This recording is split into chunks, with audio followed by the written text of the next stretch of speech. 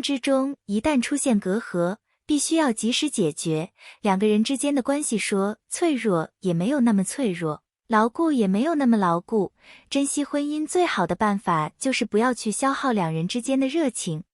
母亲偏心，惹妻子不满，自古以来，婆媳矛盾是引发婚姻危机的关键因素。我与妻子结婚5年多，两人特别恩爱，母亲与妻子相处也算比较客气周到。我一直都觉得这样的矛盾不会发生在我的家庭，没曾想终究是我想的太过美好。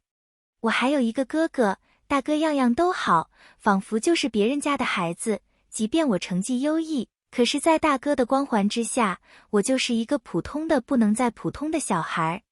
从小到大，母亲都比较偏心大哥，我早就已经习以为常了。妻子也是知道我的经历，气愤的同时也表示会理解我。他与母亲这么多年都相安无事走过来了，为何到了现在妻子又要因为母亲的偏心来和我大吵大闹呢？我这一辈子可以对任何人狠心，唯独对待家人，我没有任何办法。母亲的偏心无法成为我不管他们的理由，我必须要尽到我的义务，他们抚养我长大也不容易。妻子对于我的解释与为难充耳不闻，她只知道抱怨，说我母亲做得太过分了，心安理得地接受我们奉上的钱，不闻不问我们的生活。让妻子觉得最崩溃的一点，就是在妻子怀孕的时候，我母亲没有来照顾妻子一天，后来生下孩子，妻子想要上班，妻子就想让母亲帮忙看看孩子，母亲却说没有精力和时间照顾，她需要看着大孙子。妻子与我心生间隙，听了妻子的抱怨，我也觉得有些对不住妻子。一直以来，妻子也为了我忍耐了特别多，这本该不是妻子承受的。可是没有办法，那是我的父母，我不可能做到与他们彻底断了联系，也无法去向他们索取温暖与爱。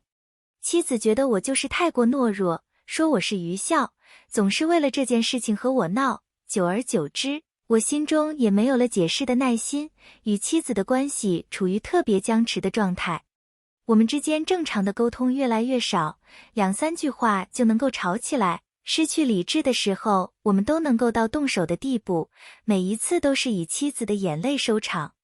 我很心疼，也特别后悔，看着妻子对我充满恨意的眼神，我特别痛苦，也很无措，不知道到底应该如何补救这段关系。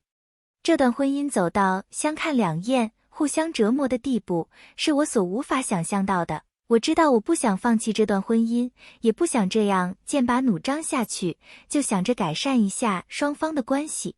妻子背叛，崩溃痛苦，没曾想到妻子竟然出差了。那一天等到凌晨，妻子都没有回来，他给妻子打电话，才得知妻子要出差1个月。这个消息让我特别心寒，原来我和妻子已经到了这样的地步，出差1个月我不打电话，妻子都不会主动和我说。不过想到走到今天这一步是我咎由自取，也就没有再矫情下去。1个月很煎熬，在妻子回来的那一刻，我才明白了妻子对我来说有多么的重要。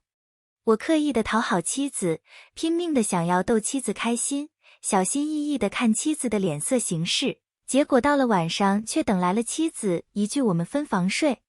那一刻，我感觉所有的热情都被这句话冰冻住。我不明白为何妻子会这么决绝，让我连一句挽回的话都不敢说。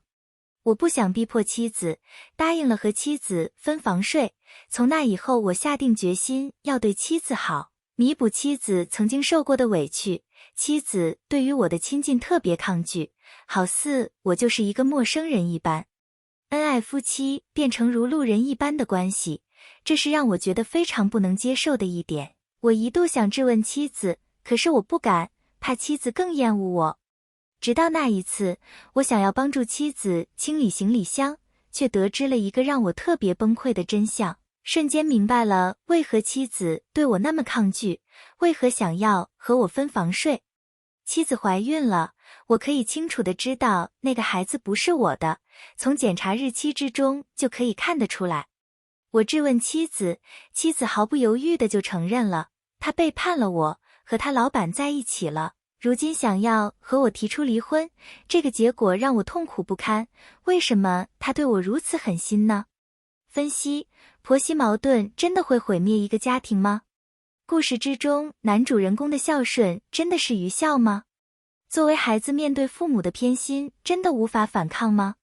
这些问题没有正确的答案，为经历他人的痛苦，不要让自己站在一个道德的制高点去评论他人。故事之中，男主人公是一个从小被自己父母不公平对待的孩子，在骨子里面，男主人公容易形成讨好型人格，性格之中也会有比较懦弱的那种因素，这促使着男主人公在做一些事情的时候比较执着，会跟随比较传统的那种层面。男主人公面对父母的时候，习惯了小心翼翼的付出，不敢去索要任何回报，他知道最后的结果，所以内心不曾奢望。婚姻于男主人公而言是自由的存在，他妻子温暖的陪伴给了他可以发泄自己情绪的勇气，把自己压抑的懦弱与反抗都留给了那个最在乎之人，非常的不公平。父母的偏心在子女的心中会留下非常痛苦的记忆，让子女这一辈子都有可能活在那个阴影之中，很难走出去。作为孩子无法反抗，长大以后也很难做到狠心。男主人公的孝顺是不是愚孝不重要，重要的是他的孝顺给妻子带去了痛苦，也给自己的婚姻带去了危机，他承担的压力是所有人都无法想象到的。最终的结局给男主人带去的打击是非常之大的，妻子的背叛始终会是男主人公心中无法忘却的伤害，这一辈子都很难走出去，但愿他能够遇见一个真正让他走出自己枷锁之人。总结：喜欢一个人，不要只想着把那个人拉入自己痛苦不堪的世界之中，要想着自己走出去，给他带去温暖，